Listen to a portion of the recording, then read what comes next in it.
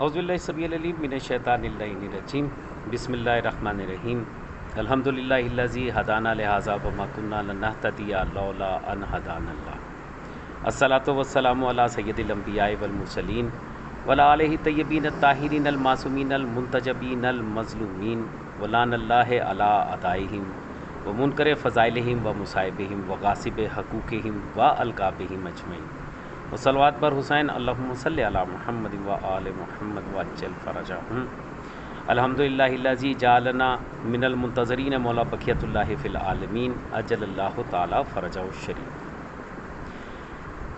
برادران گرامی، مولوی شہنشاہ نقوی کا ایک کلپ نظر سے گزرا ہے جس میں کسی مجلس میں کسی صاحب نے ایک ربائی پڑھی اور اس ربائی کے آخری مصرعے کے اوپر مولوی شہنشاہ نقوی صاحب کو شرک کا دورہ پڑ گیا کہ یہ تو شرک ہے، یہ تو اللہ کے ادب کے خلاف ہے۔ اس کا جواب میرے بھائی سید حیدر عباس نقوی نے بہت اچھے طریقے سے دیا۔ میں نے چاہا میں اس کے اوپر تھوڑی سی گفتگو میں بھی کر لوں، اور حق بنتا ہے کہ مولوی شہنشاہ نقوی صاحب سے پوچھا جائے کہ شرک کا فتویٰ دینے سے پہلے آپ نے قرآن حکیم کا مطالعہ کیوں نہیں کیا؟ توجہ فرمائیے گا، ذریعے آپ کو پہلے کلپ دکھاتے ہیں۔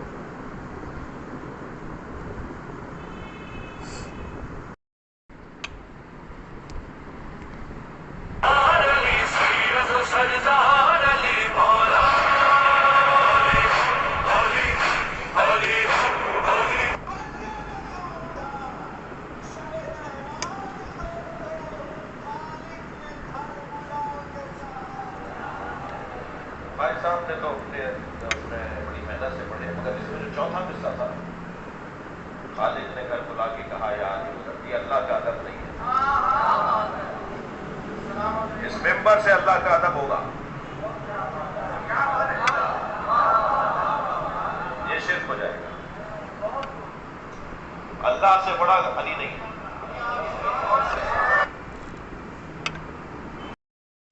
آپ نے یقیناً کلپ سن لیا ہوگا، مولوی شہنشاہ نقوی صاحب کو اشتباہ ہو گیا شرک کا، اور شرک اس بات پہ ہوا کہ مصرع یہ تھا کہ خالق نے گھر بلا کے کہا یا علی مدد، یعنی دوسرے لفظوں میں مولوی شہنشاہ نقوی صاحب کو یہ پریشانی لگ گئی کہ اللہ جل جلالہ مولا میرے کائنات سے مدد کیسے مانگ سکتا۔ فرزندہ زاروی کے ساتھ لاکھ مخالفت صحیح، لیکن وہ جو مولا میر کائنات علیہ الصلوۃ والسلام فرماتے ہیں کہ یہ مت دیکھو کہ کون کہہ رہا ہے، یہ دیکھو کہ کیا کہہ رہا ہے، اور حق بات جہاں سے ملے وہاں سے لے لو۔ تو اس نے جو ابھی ریسنٹلی اپنے ایک کلپ میں یہ کہا کہ مدرسوں میں جو پڑھنے جاتے ہیں وہ پورے اپنے تعلیمی سفر میں قرآن حکیم کو ہاتھ ہی نہیں لگاتے ہیں، حدیثیں پکڑتے ہیں، فلسفے اور منطق کے ذریعے ان کے اوپر مباحث کرتے ہیں، پہلے نظریہ بناتے ہیں، پھر قرآن حکیم کو آخر پہ جا کے کوئی تلاش کرتے ہیں کہ کوئی آیت ان کے اس نظریے کے مصداق مل جائے۔ بات تو اس نے ٹھیک کی۔ مولوی شہنشاہ نقوی بھی ویسے ہی کسی مدرسے سے پڑھ کے آئے، کیونکہ اگر نہ پڑھا ہوتا تو کم از کم ان کو اتنا تو علم ہوتا کہ قرآن حکیم میں پروردگار عالم فرما کیا رہا۔ چلیے میں آپ کو دکھاؤں پروردگار عالم نے کیا فرمایا۔ یہ سورہ الحدید قرآن حکیم کا 57واں سورہ، سورہ الحدید، اس کی آیت نمبر 25 نمبر آیت۔ ارشاد ہوا بسم اللہ الرحمن الرحیم وَأَنزَلْنَا الْحَدِيدَ فِيهِ بَأْسٌ شَدِيدٌ وَمَنَافِعُ لِلنَّاسِ، اور یہ سب کچھ کرنے کا مقصد وَلَيَعْلَمَ اللَّهُ مَن يَنصُرُهُ، وَلَيَعْلَمُ اللَّهُ مَن يَنصُرُهُ وَرَسُولَهُ بِالْغَیبِ إِنَّ اللَّهَ قَوِیٌّ عزیز، سورہ حدید آیت نمبر 25۔ ارشاد خدا بندی ہو رہا ہے وَأَنزَلْنَا الْحَدِيدَ، اور ہم نے لوہے کو نازل کیا، فِيهِ بَأْسٌ شَدِيدٌ، جس کے اندر شدید نقصان ہے کافروں کے لیے، وَمَنَافِعُ لِلنَّاسِ، اور انسانوں کے لیے اس میں منافع بھی ہے، وَلَيَعْلَمَ اللَّهُ، اور ہم نے یہ نازل اس لیے کیا کہ اللہ یہ جان لے، سب کچھ جاننے والا اللہ یہ جان لے، مَن يَنصُرُهُ، کہ اس اللہ کی نصرت کون کرتا ہے، مدد کون کرتا ہے، وَرَسُولَهُ، اور اس کے رسولوں کی مدد کون کرتا ہے، بالغیب، غیب میں رہتے ہوئے۔ ان اللہ قوی عزیز، بے شک پروردگار عالم بہت طاقتور حکمران ہے۔ یہ سورہ حدید کی آیت نمبر 25 واضح لفظوں میں پروردگار عالم فرما رہا ہے کہ ہم نے یہ جو ذوالفقار نازل کی، یہ جو تلوار نازل کی، یہ جو لوہا نازل کیا، یہ اسی لیے کیا تاکہ ہم یہ جان سکیں کہ ہماری اور ہمارے رسولوں کی غیب میں رہتے میں مدد کون کرتا۔ تو اب بتائیے، یہاں پہ بھی اللہ جل جلالہ پہ مولوی شہنشاہ نقوی صاحب شرک کا فتویٰ لگائیے، پروردگار تو کیا کر رہا، تو مدد مانگ رہا ہے۔ ایک آیت تو میرے بھائی حیدر عباس نقوی نے آپ کو سنا دی، اور بھی آیات ہیں جس میں پروردگار عالم خود مدد طلب کر رہا ہے اور کہہ رہا ہے کہ اگر تم اللہ کی مدد کرو گے تو اللہ بھی تمہاری مدد کرے گا اور تمہیں ثابت قدم رکھے گا۔ لیکن یہاں تو ڈائریکٹلی کہہ رہا ہے کہ اللہ یہ جاننا چاہتا ہے کہ اس کی اور اس کے رسولوں کی غیب پہ رہ کے مدد کون کرتا ہے۔ کون سا ایسا شیعہ بچہ ہے جو اس آیت سے واقف نہیں ہے؟ کم از کم ہر شیعہ بچہ تو یہ جانتا ہی ہے کہ ذوالفقار کی سند میں یہ آیت نازل ہوئی تھی۔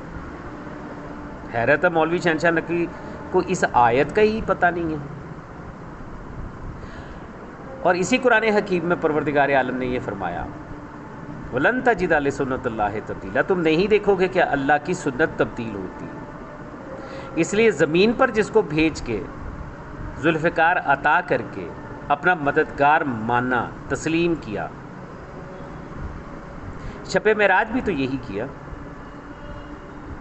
کیوں لے جائے مولا میر کائنات امیر ممکنات علی ابن ابی طالب علیہ السلام میں گفتگو فرمائی؟ کیوں؟ کسی اور لہجے میں کیوں نہیں کر لی؟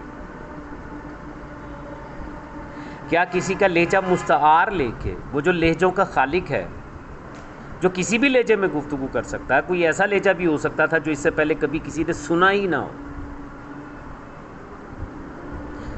وہ لہجہ مولا میر کائنات علی ابن ابی طالب علیہ السلام مستعار لے کے استعانت طلب کرتے ہوئے اس لہجے سے سرکار رسالت میں آپ سے محو گفتگو ہے، تو کیا یہ استعانت مدد نہیں ہے؟ مسئلہ ہے، پرابلم ہے۔ پرابلم یہ ہے کہ جہاں مولا میر کائنات علیہ السلام کے فضائل کی بات آتی ہے وہاں پر شرک کا دورہ پڑ جاتا ہے، لیکن جب اپنے ملاؤں کی بات آتی ہے، سیاسی لیڈروں کی بات آتی ہے، تو وہاں شرک یاد ہی نہیں رہتا۔ مثال کے طور پہ اسی شہنشاہ نقوی کا سپریم لیڈر، اس کا آج کا ولی الامر اور امام خامنہئی، جسے آج کا حسین قرار دیا ہے جواد نقوی نے، فرزند ہزاروی نے، کیا کبھی کسی نے اس سے پوچھا کہ مولا حسین علیہ السلام تو مظہر الہیاں ہیں، وجہ اللہ ہیں، لسان اللہ ہیں، وما تشاءون الا ان یشاء اللہ کی تفسیر ہیں، تو کیا آج کے دور میں خامنہئی وہ تمام مقامات رکھتا ہے؟ اگر نہیں رکھتا تو وہ آج کا حسین کیسے ہوا؟ وہ آج کا سب سے بڑی اللہ کی آیت کیسے ہوا؟ وہاں شرک نہیں جاگتا۔ شرک وہیں جاگتا ہے جہاں معصومین علیہ السلام بالخصوص مولا میر کائنات علیہ السلام کے فضائل بیان کر دیے جائیں، مومنین کے لیے دعوت فکر ہے۔ اللہم صلی علی محمد و آل محمد وعجل فرجہم۔